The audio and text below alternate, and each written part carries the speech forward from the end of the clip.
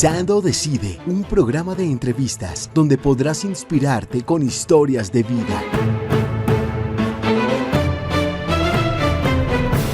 Nos encontramos en otro de nuestros programas en nuestro canal televisivo y Difundir Radio, en el cual hemos venido hablando de diferentes temas y hemos querido siempre poner un punto de opinión en todo lo que significa desde el punto de vista político, como de igual manera también desde el punto de vista eclesial. Esperamos encontrarnos en el día de hoy con una experiencia extraordinariamente maravillosa. Nos encontramos con el padre Pedro Manuel Brasesco. Usted fue periodista, ¿no, padre? Así Bienvenido. es. Nos alegra muchísimo tenerlo en nuestros micrófonos de Difundir Radio. Bueno, muchas gracias, padre. Un saludo a toda la audiencia. Una alegría poder compartir con ustedes este momento y este espacio. Pues entremos en materia. Estamos aquí en esta sede del CELAM. Usted es el secretario de este maravilloso proyecto de la Conferencia Episcopal Latinoamericana. Es decir, hablamos de todo este continente rico en miles de experiencias desde el punto de vista de experiencias pastorales. ¿Cómo ven ustedes particularmente hoy el continente latinoamericano? Bueno, el continente latinoamericano siempre ha sido y sigue siendo desafiante, muy desafiante, por distintas realidades, ¿no? Desde lo eclesial, que es lo que directamente nos incumbe a nosotros, pero también lo eclesial nunca puede estar desligado de las realidades sociales, culturales, económicas, políticas que vive el mismo continente. ¿Por qué? Porque, bueno, de hecho nuestra fe cristiana es una fe siempre ligada precisamente por el mandamiento del amor a tratar de escuchar el clamor de los pobres, el clamor de los pueblos, el clamor de la tierra. Y por eso, bueno, este tiempo también sigue siendo muy desafiante y el CELAM lo que trata de hacer es acompañar a las conferencias episcopales, a las iglesias locales, para brindar herramientas, servicios que le permitan también a ellas, de alguna manera, desde los territorios, desde los lugares específicos, acompañar, discernir, dar una palabra, dar una luz a estas realidades. Dicen que el Evangelio no es político, pero que indudablemente lo entrecruza absolutamente por todos los ámbitos. En este contexto de una política hoy demasiado compleja en América Latina, ¿cómo podemos sentir afectados particularmente la misión de la Iglesia hoy? ¿Cómo la ven ustedes? Bueno, nosotros vamos haciendo análisis permanentemente sobre esta realidad. De hecho, van surgiendo también en las reuniones de los obispos. Estuvimos en la reunión de la asamblea, la última asamblea del CELA en Puerto Rico. Bueno, surgió este análisis de la realidad y ahí se vio la preocupación sobre particularmente los neopopulismos, sea de derecha, de izquierda, los autoritarismos, la debilidad y la fragilidad de los procesos democráticos actualmente en América Latina y el Caribe. Por eso, bueno, nos parece importante, bueno, fortalecer también desde el CELAM ese compromiso ciudadano, ese compromiso cívico, para que, bueno, también sean los mismos pueblos los protagonistas de poder elegir los caminos que realmente les lleven a instancias de desarrollo, de crecimiento, de tratar de mejorar en sus realidades cotidianas. Es una tarea que se va realizando desde... El CELAM tiene distintos centros, desde observatorios hasta planes de acción pastoral, ¿no es cierto? Y entonces esa tarea de alguna manera va generando transversalidad en todo lo que va haciendo el CELAM. Ya digo, desde estudios de análisis de la realidad concreto a través de investigaciones académicas para tratar no solamente de describir este fenómeno, sino de analizar las causas y las posibles salidas o consecuencias del mismo, hasta lo que conocemos como el Centro de Programas de Redes de Acción Pastoral, que es el centro pastoral específicamente, que impulsa precisamente las acciones. Estas acciones el CELAM las concibe ahora todas en red.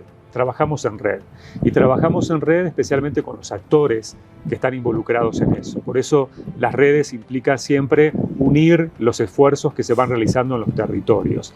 ¿Por qué? Porque sería muy catedrático de alguna manera que desde el CELAM se quisiera, bueno, dar una serie de líneas o de indicaciones desconectadas de esas realidades de los propios territorios. Por eso todos surgimos de allí. Entonces tenemos una plataforma de derechos humanos, tenemos una plataforma de ecología integral, ¿no? Que implica esto, el reunirse, ver qué pasa en cada uno de los territorios para desde allí delinear las acciones de incidencia concreta.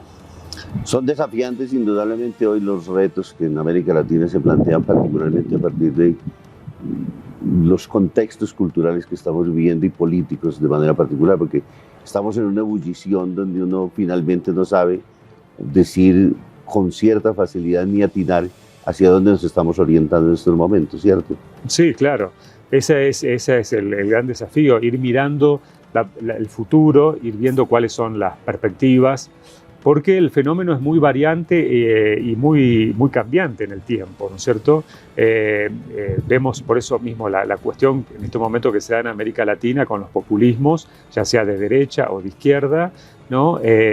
Donde, bueno, la gente en la búsqueda de soluciones inmediatas va tratando de, bueno, ver qué es lo que parecería ser una respuesta o una solución, a veces inclusive mesiánica, a los problemas cotidianos que tiene, ¿no? Y es ahí donde nosotros tenemos que tratar de recordar eso, que son procesos los que se van haciendo, ¿no? De hecho, el Evangelio nos muestra eso, ¿no? Y Jesús nos recuerda eso, con la semilla que se siembra y que va creciendo lentamente hasta tanto da fruto. En el medio a veces hay otras semillas de cizaña, pero confiar en los procesos, ¿no? Por eso algo que en el CELAM también hemos ido poniendo el acento es en, bueno, abandonar por ahí un poco la política de la generación solamente de eventos, ¿no? Eventos que a veces, bueno, son encuentros y demás, sino enfocarnos más bien en procesos que a veces llevan paciencia, implican paciencia, llevan tiempo, llevan, bueno, la búsqueda de consensos, de diálogo, pero sabemos que son mucho más fructíferos que a veces pequeños eventos aislados que generan como pequeños chispazos, ¿no? En esto recordamos aquello que nos dice el Papa Francisco en Evangelii Gaudium, ¿no? Donde el tiempo es superior al espacio, ¿no? Entonces, generar procesos que impliquen, que confiamos tengan resultados en el tiempo y que, bueno, impliquen también esa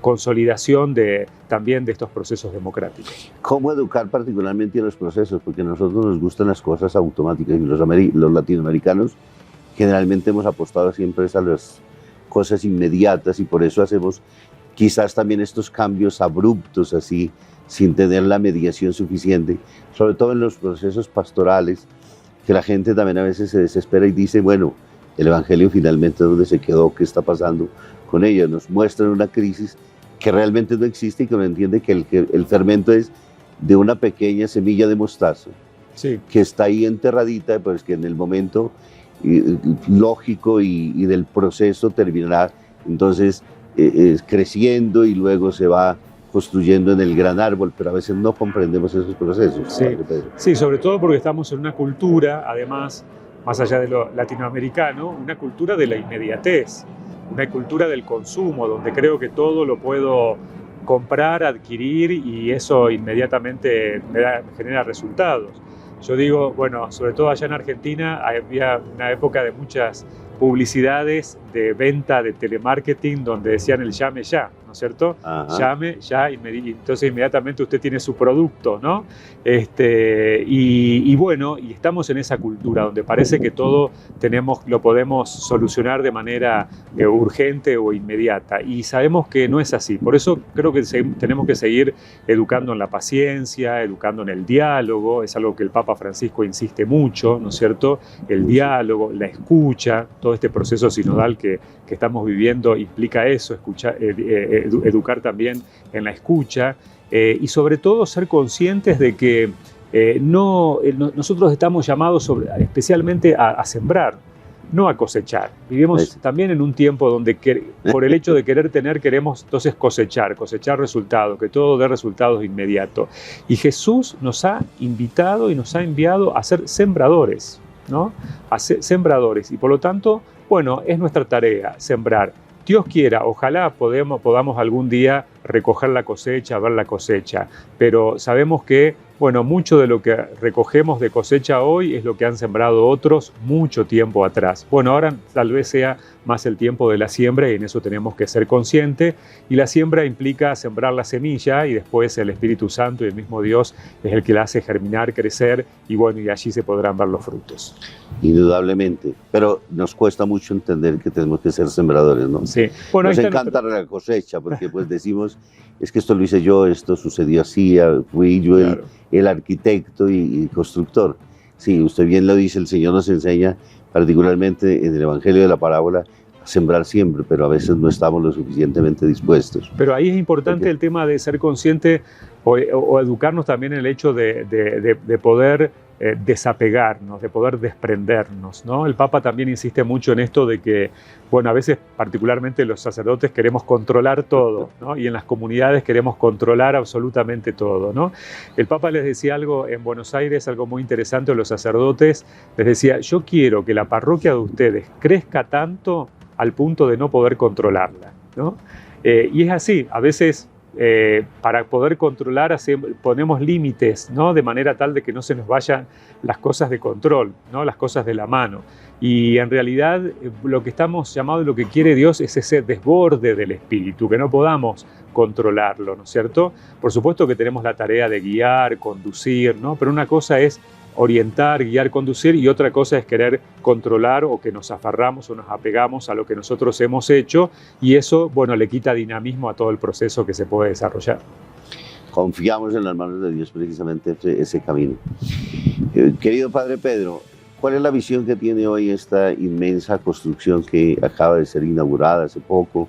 Ustedes están rediseñando nuevamente programas, están mirando unas nuevas perspectivas desde el Consejo Latinoamericano. ¿Cómo lo plantean ustedes hoy los retos, particularmente de esta sede, pero lógicamente pues con un impacto a nivel de la conferencia latinoamericana? Sí, esta sede se construyó sobre todo para unificar, porque anteriormente el CELAM tenía dos sedes, una en Usaquén, donde estaba toda la parte administrativa y pastoral, y aquí estaba la parte de formación y la parte de biblioteca, ¿no?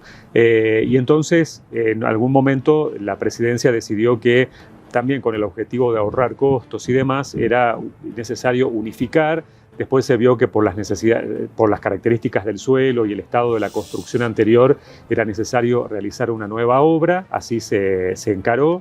Y ahora, bueno, inaugurado ya hace más de un año esta sede, desde el inicio se dijo, esta casa es una casa al servicio de la Iglesia Latinoamericana, ¿no? Y entonces, más allá de los ámbitos administrativos, de oficinas que tenemos aquí, también la biblioteca, todo el centro de formación, también tenemos toda la parte edilicia donde nos permite albergar, ser sede de encuentros, de retiros, de congresos, tanto por las características del salón auditorium como así también de la parte de alojamiento, ¿no? Entonces, bueno, ese es el espíritu, ¿no? Que realmente pueda ser un lugar de encuentro de la Iglesia Latinoamericana, que esté al servicio de la Iglesia en general, también aquí en Bogotá, en Colombia, para poder, bueno, tener un espacio más donde poder realizar estos encuentros. Paralelamente con eso, bueno, vamos realizando todo este proceso de renovación y reestructuración que comenzó en el 2019 y que tenía como mandato, como objetivo, de acuerdo a la asamblea de aquel año, simplificar las estructuras del CELAM, ¿no? Antes había una cantidad de departamentos, cada uno trabajando de alguna manera más bien independiente, estanca, inclusive a veces superponiéndose en sus tareas, también más abocada al desarrollo de algunos eventos, encuentros y demás en cada una de las áreas pastorales, y se reemplazó por una estructura más simple, solamente de 4 centros que trabajan de manera interrelacionada y sobre todo buscando generar procesos con las conferencias episcopales, ¿no? Recordar siempre esto, que el CELAM está al servicio de las conferencias episcopales y es de ahí donde surgen o deben surgir las necesidades y las líneas de acción. Justamente ahora estamos terminando de elaborar el plan cuatrienal, el de los 4 años de este plan global, mejor dicho, del 23 al 27, bueno, que tiene de alguna manera puesta su mirada en todo lo que fueron las orientaciones de la Asamblea Eclesial del año 2021, con todos los desafíos y las dimensiones de trabajo en ese sentido. Muy bien. Pasemos a otro paso importantísimo que está viviendo la Iglesia y es este soplo del Espíritu que indudablemente ha constituido el pontificado del Papa Francisco.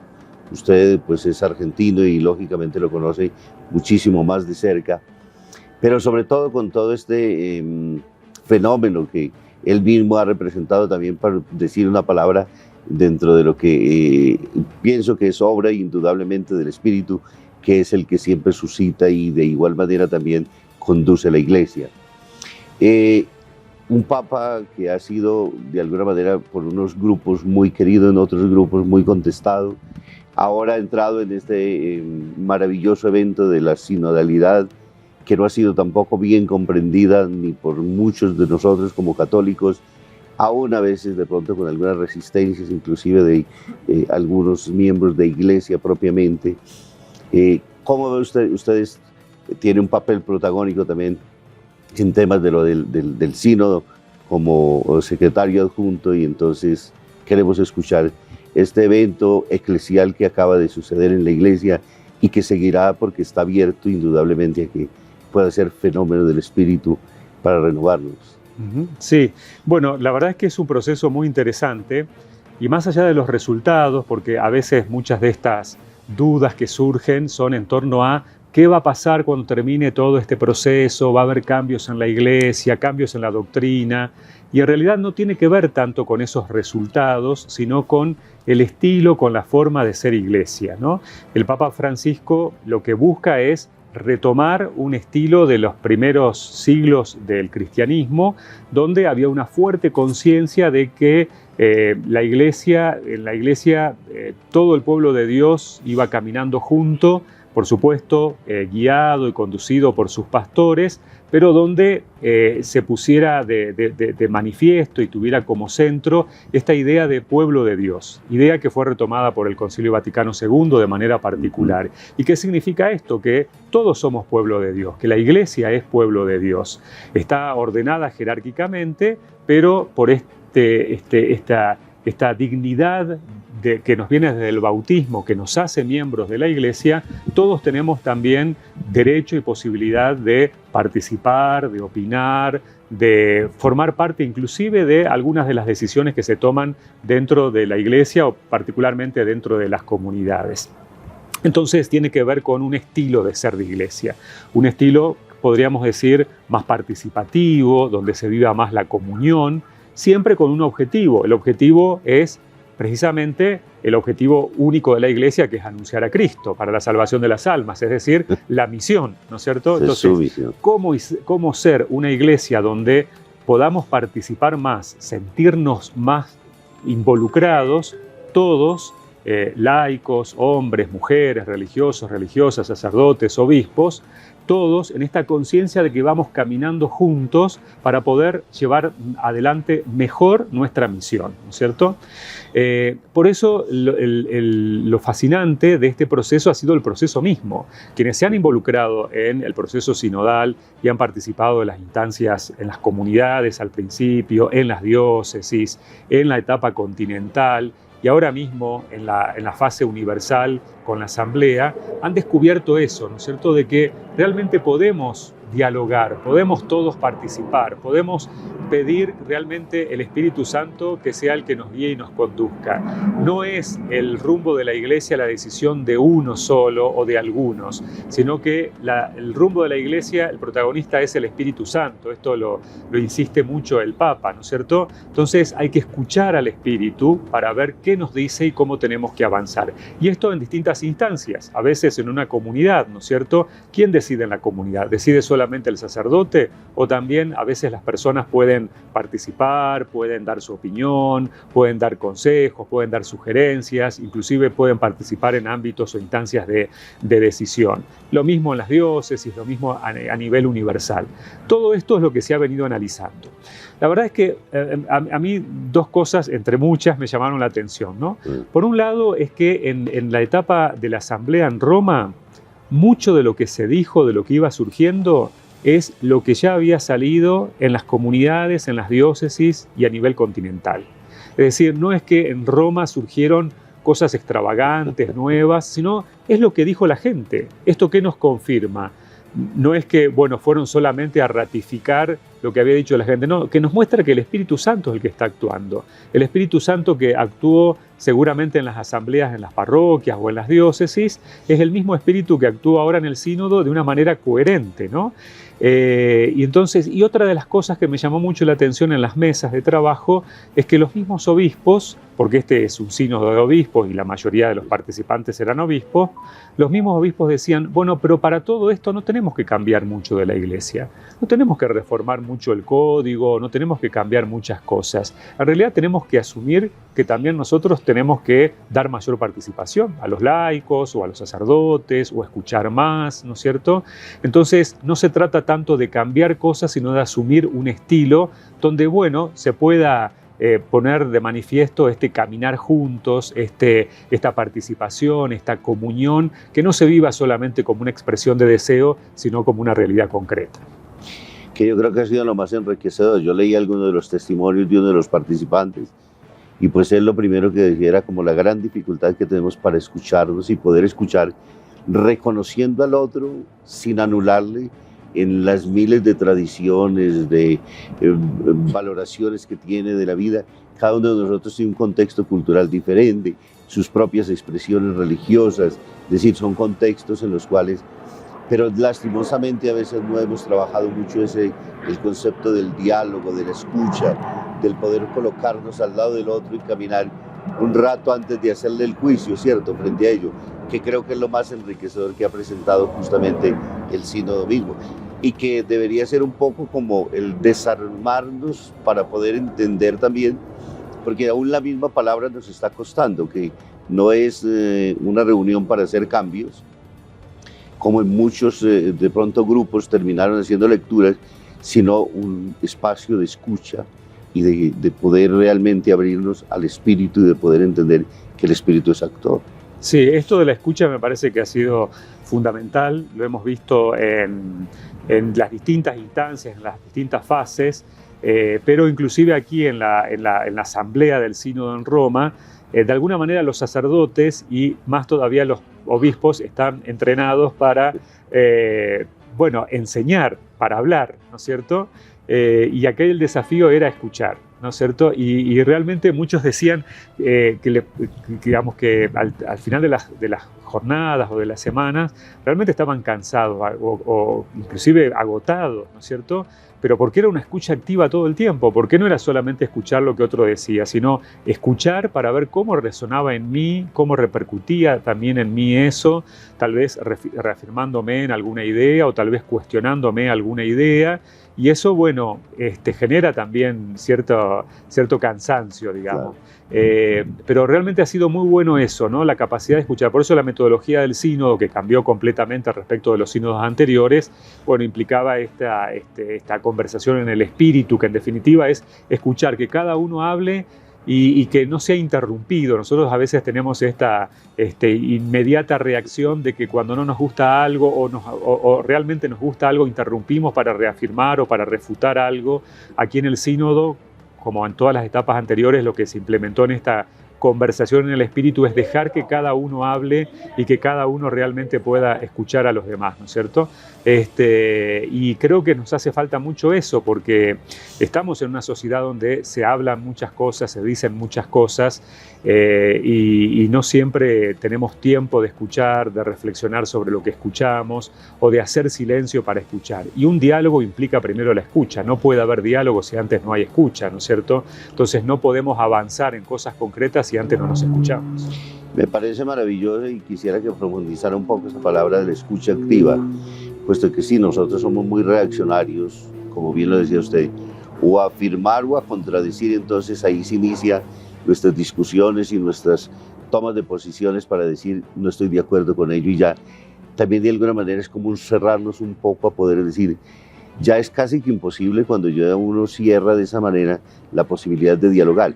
¿Cómo realmente poder hacer una escuela de aprendizaje de que tiene que ser escucha activa con respeto y con interés sobre el otro para poder estar durante todo el tiempo siempre en la sintonía de lo que el otro me está diciendo y en lo que yo también finalmente quiero expresar, ¿no? Claro, sí, que la escucha no significa estar de acuerdo siempre con todo tampoco, ¿no? Sino, bueno, esa escucha activa, ¿por qué activa? Bueno, porque tengo que estar atento a lo que el otro dice para ver qué es lo que provoca en mí. Porque a veces, bueno, sabemos que hay una escucha donde, como decimos vulgarmente, nos entra por un oído y nos sale por el otro. O ya estoy tan afirmado en una posición que no me interesa lo que el otro dice, no me interesa sus razones, lo que me importa es que el poder convencer al otro de mis propias razones, ¿no? Y ahí se genera, en definitiva, lo que dice el Papa Francisco. Él decía incesantemente, no, el sínodo no es un parlamento, ¿no es cierto? No es un parlamento para exponer ideas y después votar, y el que tiene la mayoría impone sobre los demás esas ideas o esas resoluciones, ¿no? Sino es para buscar los consensos que va generando el espíritu, que también implica las particularidades o las notas distintivas, ¿no? Por eso esta imagen que utiliza el Papa tan bonita me parece de la orquesta. Cada uno es un instrumento donde tiene una particularidad, una individualidad, un sonido. No se pierde en la masa, ¿no es cierto? Pero esa suma, cuando es esa suma de sonidos individuales, cuando es llevada adelante por el director de la orquesta, produce una armonía que es capaz de provocar una música bella, ¿no es cierto? Y así pasa con el sínodo, decía el Papa, ¿no es cierto? Cada uno va con sus particularidades, sus historias, sus pensamientos, sus ideas, sus realidades culturales, ¿no es cierto? Pero precisamente el espíritu es el que armoniza para tratar de ver cuál es el camino que debemos seguir, ¿no? Un camino que particularmente después tendrá sus notas esenciales en cada uno de los lugares, ¿no es cierto? Pero un camino común, un camino juntos como iglesia, ante los desafíos que nos presenta el mundo de hoy, por supuesto, en función de la misión de la evangelización, que no tenemos que perder de vista que ese es el objetivo. Y entonces, bueno, se trata de esto, de tratar de escuchar al otro, a veces, bueno, inclusive haciendo el esfuerzo de hacer silencio, ¿no es cierto? ¿Y qué provoca en mí lo que el otro dice, ¿no es cierto? Eso me parece que es importante. ¿Qué provoca en mí? A veces provoca tranquilidad, consolación, lo que el otro dice, o provoca tal vez enojo, y cuando provoca eso me tengo que preguntar por qué, ¿no? El espíritu, sabemos que el espíritu, el buen espíritu siempre nos trae paz, nos trae tranquilidad, ¿no es cierto? Nos trae sosiego interior, ¿no? Y el mal espíritu muchas veces ese es el que nos provoca ciertas reacciones. Bueno, entonces tengo que preguntarme qué está morando en mí, ¿no es cierto? Si el buen espíritu o el mal espíritu muchas veces, ¿no? Entonces, bueno, todo eso me ayuda a tratar de escuchar, de comprender al otro, pero también de comprenderme a mí mismo, de ver qué es lo que está pasando en mí, que tal vez me cuesta aceptar la realidad del otro o escuchar lo que el otro propone, o qué está pasando en mí que realmente, lo bueno que esté pasando en mí, que realmente puedo acoger esa diversidad sin asustarme, sino todo lo contrario, para que sea parte de ese proceso de diálogo. Dentro de las dinámicas de trabajo, una de las primeras que tenían, de lo que leí, estaba precisamente que la primera hora de la mañana era una actitud de escucha en silencio, donde a veces nos cuesta muchísimo, ¿cierto? Es decir, permitir que la palabra realmente haga eco en nuestra propia vida y que no se vuelva lo que generalmente hacemos siempre, un discurso para los otros y poco para nosotros mismos, ¿no? Claro. Sí, el silencio en el sínodo fue fundamental. Exactamente. Todo el tiempo había momentos de silencio. Cuando eran las asambleas, que había intervenciones así generales, cada 4 o 5 intervenciones había 3 o 4 minutos de silencio. En los grupos, cada vez que cada uno participaba, había algún momentito de silencio. Bueno, por supuesto, comenzó con un gran momento de silencio que fueron 3 días de retiro, ¿no es cierto? Para poder también reflexionar y ver qué es lo que el Espíritu quería decirle a cada uno. Y el silencio es fundamental, porque inclusive vimos ahí las dificultades de muchos, ¿no? Me acuerdo que un facilitador de una de las mesas me contó que, bueno, alguien dijo, yo no estoy acostumbrado a hacer silencio, no puedo hacer silencio. Y bueno, y claro, y eso también tiene que llevarnos, ¿cómo puede ser, no es cierto?, que alguien que tiene que estar entrenado también en la escucha de Dios, de la palabra de Dios, bueno, le cueste hacer silencio, ¿no?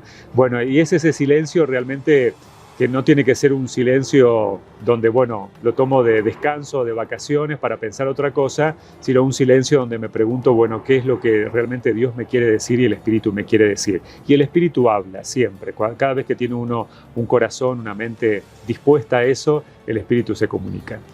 Admirable particularmente el Papa con sus limitaciones de salud, con sus años, pero esa participación activa, constante en el sínodo, en todos los momentos, en este dinamismo de iglesia, porque aún a pesar de sus años no se le ve cansado, sino al contrario, muy, muy dinámico y fortalecido realmente para poder conducir en momentos tan difíciles, pues situaciones también como esta, ¿cierto? Es decir, un sínodo es una envergadura grande dentro de la iglesia y estuvo presente durante todo el tiempo y participaba allí en las asambleas generales de lo que hemos visto en los medios de comunicación, ¿no? Sí, sí.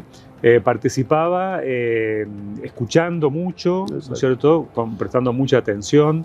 Era notable cómo el Papa llegaba muy temprano, a veces 40 minutos antes del inicio de la sesión, y bueno, iba saludando a todo el que llegaba, ¿no es cierto?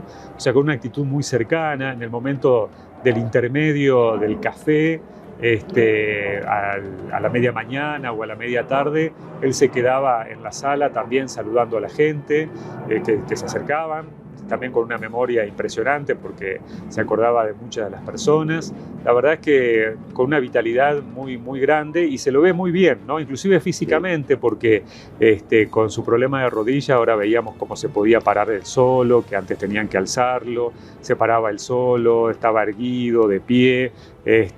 Así que la verdad es que notable. Y algo que me llamó mucho la atención y que me gustó mucho como latinoamericano es que el Papa todas las intervenciones en la asamblea las hizo en español. Siempre habló en español, ¿no es cierto? Ajá. Pudiendo hablar en italiano, porque las lenguas oficiales eran el italiano y el inglés. Eran las lenguas oficiales del sínodo, ¿no es cierto? Ajá. Por supuesto que había traductores, ¿no? Pero el Papa siempre habló en español, ¿no es cierto? Me gustó mucho, bueno, viniendo de Latinoamérica, que bueno que lo hiciera en su lengua madre, ¿no? Y es un reconocimiento porque dice que la segunda lengua más hablada en el mundo, ¿cierto? Claro. Así no tengamos como la incidencia realmente del inglés, pero realmente es muy valioso ese hecho desde el punto de vista eclesial también, ¿no? Sí. Siendo Papa latinoamericano, pues marcando una historia en este contexto, me parece valiosísimo esas mismas acciones. Los círculos menores, ¿cómo lo lograron conformar? Porque ahí también hay una dinámica compleja para poder organizar los grupos, para poder hacer los trabajos. ¿Cómo llegaba esa acción allí para poder hacer que fuera dinámica y que a la vez fuera realmente acción de espíritu? Bueno, claro, teníamos primero que los círculos estaban conformados de acuerdo a los temas de interés, ¿no es cierto? Cada uno de los participantes se había anotado en algunas de los temas que daban referencia a las fichas del Instrumentum Laboris y por eso iban cambiando a medida que se iba pasando de un tema a otro, ¿no?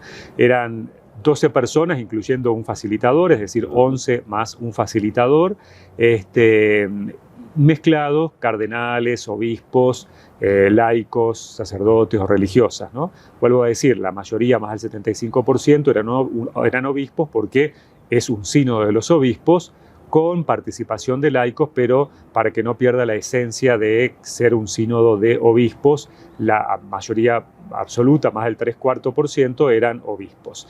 Y después, bueno, concretamente teníamos la metodología de trabajo en esta metodología de la conversación en el espíritu, donde, bueno, se hacía una primera ronda, donde cada uno tenía 4 minutos para intervenir sobre el tema, una intervención que ya hubiera preparado sobre el tema en particular, por supuesto siempre dejando silencio, no se podían interrumpir entre ellos, sino bueno, escuchando a cada uno lo que tenía para decir. Por supuesto también a esto, previo momento de oración, se iniciaba siempre con la oración, con la palabra, y después se dejaba silencio para una segunda ronda donde cada uno decía, compartía lo que tal vez más le había llegado de los otros, o lo que le había provocado algo, lo que le había llamado la atención, o lo que tal vez no estaba muy de acuerdo, ¿no? Pero ya no de lo que él pensaba, sino de lo que había escuchado de los demás. Entonces, este era el paso, podríamos decir, del yo al tú, ¿no? Pasar de lo que yo pienso a lo que he escuchado de los otros.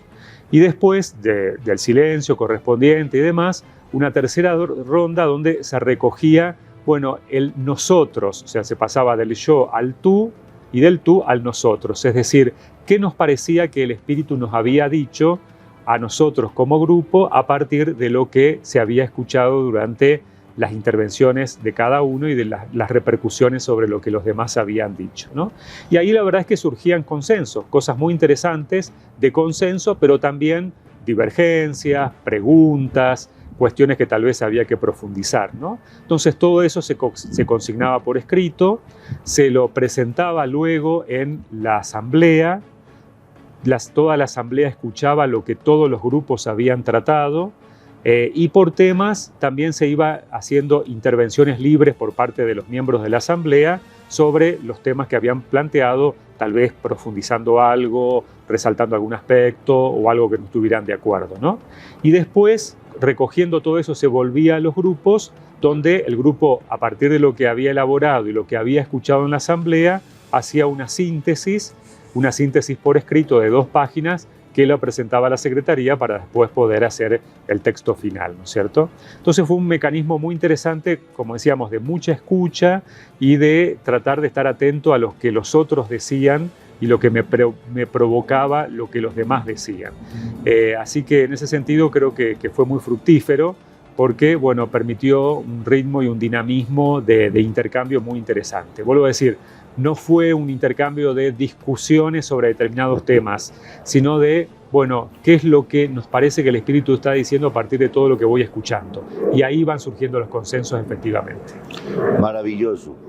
Yo quisiera que como conclusión precisamente, Padre Pedro, usted nos regalara desde esa visión justamente del sínodo, un poco la visión para estos grupos que de pronto en algunos momentos seguramente nos van a escuchar y ver y que llegaron con tantas prevenciones y que aún todavía le siguen teniendo mucha inquietud interna del corazón diciendo finalmente terminaron cambiándonos la iglesia que Jesucristo nos dejó y que los apóstoles nos regalaron con tanto sacrificio y con tanto trabajo, cuando realmente fue toda una acción del Espíritu para poder tener actitudes de escucha y poder entender que somos un pueblo que camina juntos. Entonces, ayudar a bajar un poco las tensiones de esos grupos y decirle que hacen parte también de la iglesia y que en vez de estar del otro lado, pues que entren también a dialogar y a colocar sus propios puntos de vista que enriquecen también seguramente los nuestros, ¿no? Sí, sí, y que se vio también en el sínodo, porque en el sínodo no había unidad de pensamiento y de criterio, ¿no? Ajá. Y todas estas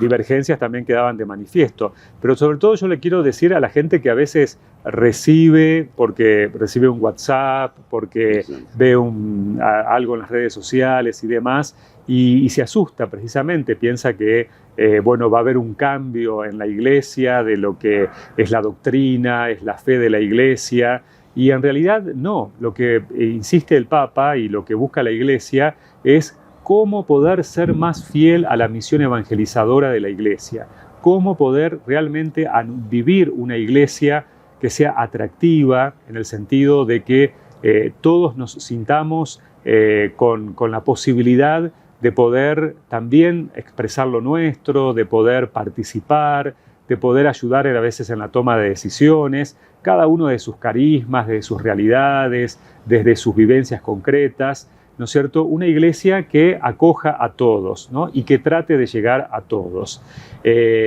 Sin, por supuesto, cambiar su doctrina o cambiar lo que el mismo Jesús nos ha enseñado, pero precisamente acorde con estos tiempos que nos tocan vivir, ¿no? Por eso el desafío es, bueno, ¿cómo ser iglesia? ¿Qué estilo de iglesia queremos ser, ¿no? Y esto es lo que se nos invita.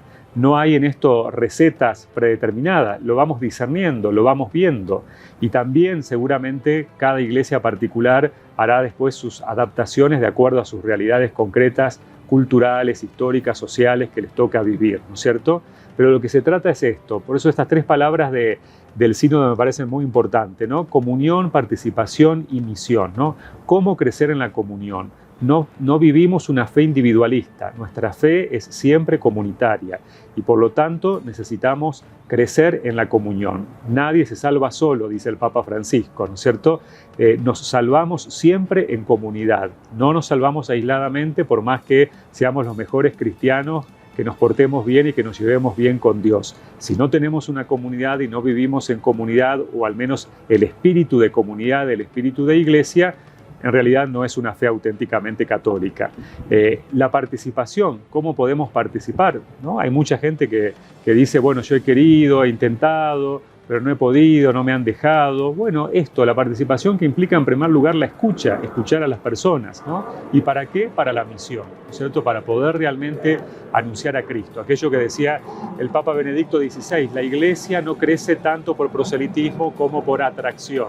Necesitamos ser una iglesia atractiva para que realmente también otros crean en Cristo, se conviertan y se salven. Padre Pedro, infinitamente agradecido por este ratico de diálogo, de escucha, de compartir esas experiencias maravillosas de lo que significó el sínodo, que este es todavía un camino porque no se ha cerrado, al contrario, apenas fue abierto y pues será el Espíritu el que seguirá conduciendo este caminar de iglesia y este sentirnos realmente hermanos los unos de los otros. Una bendición para todos nuestros queridos seguidores en las redes. Y de nuevo, muchísimas gracias. Bueno, muchas gracias, Padre, gracias a todos ustedes.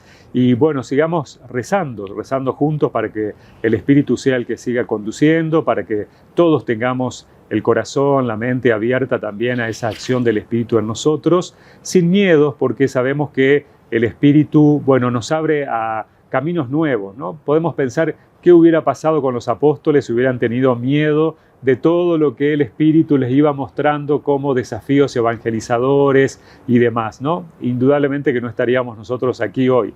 Por eso también con ese entusiasmo, esa parresía, esa valentía de los apóstoles en los primeros siglos de la Iglesia, también nosotros hoy tenemos que dejarnos conducir por el Espíritu.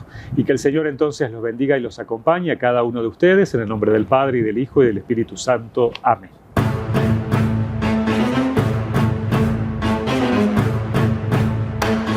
Pensando Decide, un programa de entrevistas donde podrás inspirarte con historias de vida.